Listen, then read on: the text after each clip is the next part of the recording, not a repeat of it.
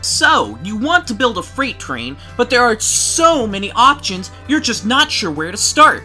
Well, my dearest viewer, today I'm here to show you how to build a freight train. Freight trains are wonderful things. They ship cargo, they block you at the crossing for 3 minutes, etc. But they're also weird, wild, wacky, and colorful. And there's a certain magic to them that a lot of folks strive to recreate, myself included. Of course, whether you do model railroading, virtual railroading, or even Lego railroading, it's safe to say you likely don't have the space to put an entire 89-car long freight train in your garage. So a majority of folks will usually condense it to about 15 to 25 freight cars, which will make a good starting point for our freight train. Before all that though, you need a locomotive to pull the freight train, whether it be real life, Lego, virtual, or model railroading. First, grab a locomotive you'd like to use. It doesn't matter if you're choosing it based on style, era, or if you just vibe with it.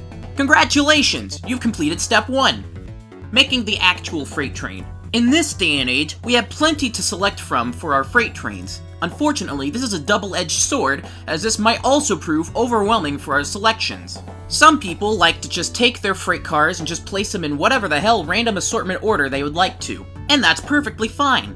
For those who like things to be a little bit more organized, here's my personal tips to help out with that. First, ask yourself, do I want this consist to be era accurate, or do I really care? If you don't care, perfect. If you do care, then select all the freight cars you have at your disposal that will match that era. Step 2. Start small. I suggest grabbing a boxcar, a tanker, and a gondola. Step 3. Organize those 3 freight cars to however you desire. You can sort it by size, by load, or by destination. It doesn't really matter, because we're not here to please the rivet counters, we're here to please you. Though, if you are into rivet counting and that's your thing, that's perfectly fine. Step 4. Now, go to whatever freight cars you have left over, and this is the part where you can experiment with what freight car could come next or go in between. For example, if you have a flat car and you deem it more appropriate to be in between the tanker and the gondola, go ahead and place it there. There is no one true answer to this question. As I stated, this is the part where you get experimental. Step 5. Keep it small. You don't want to get too ahead of yourself, as you will end up with a result that you might deem unsatisfactory later on. My personal suggestion, start out with 10 freight cars max, and then you can expand later on. It also depends on what you are going for. Are you going for a cross-country freight, or a small local, perhaps a slow-stopping goods dedicated to each and every town along the line? Or perhaps you're doing this for the shits and giggles. It doesn't matter, the narrative is for you to decide. Step 6. Revisions. Now you have a general idea of what your freight train looks like, you can go back and fix and adjust it. Maybe something you put together isn't quite sticking with you, or perhaps it just doesn't look right or it looks odd.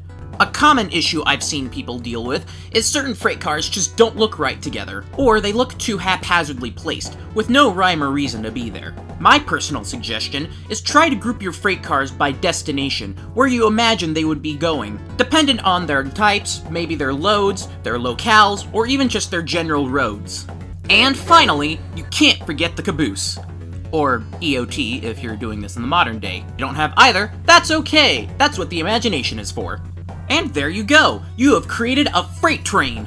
Remember, you can always add, adjust, remove, replace, subtract, divide, multiply freight cars at any point you want.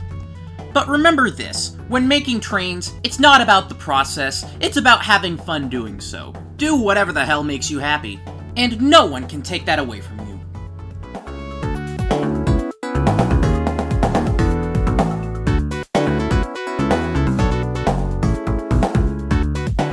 So, you want to